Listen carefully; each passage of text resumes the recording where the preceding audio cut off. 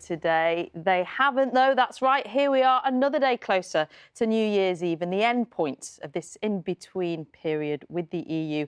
And still, as Dan and Sally were saying, some major disagreements. The big question, and I'm sorry it's not a simple one, is why is there still no deal?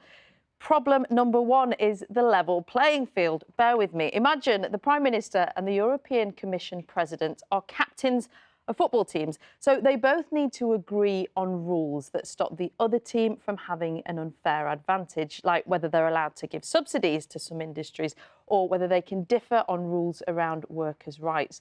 Agreeing the common ground is proving really tricky, especially as lots of people think the whole point of Brexit is freedom to set our own rules. Problem number two, simply fish, where people can catch them and how much they can catch. The UK says it voted to take back control with maximum access to its boats in UK waters.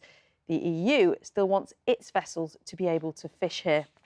And there is an added complication. 3/4 of all the fish that we catch here is actually exported to the EU. So UK businesses would like to be able to sell fish without taxes to the rest of Europe.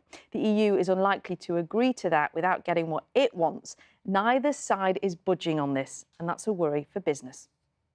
Shellfish is impacted in that arena quite significantly, actually. So the majority of our catches do go abroad and they will be going to the EU, and we need to maintain that trade route for our membership and indeed the rest of the shell fishermen around the country.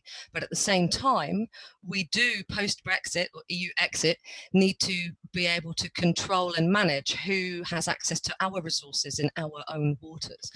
It's a very difficult balancing act, I would say. And actually 80% of Beshley's catch goes to the EU. So she doesn't want EU taxes, but she does want maximum access for her boats. You can see the problem there, can't you? And problem number three, and this is a biggie, if a deal is reached, who will be in charge of making sure the new rules are being followed? Somebody needs to step in and help resolve any disputes. The EU want it to be the European Court of Justice. The UK is a lot less keen. So there you go. It's pretty complicated. Those three big issues: a level playing field, fish, and the sticky question of who stops the sides from falling out in the future. There are plenty of other problems too, of course. The Irish border, for example. As we keep saying, the clock is ticking. As you said, the Prime Minister heading out to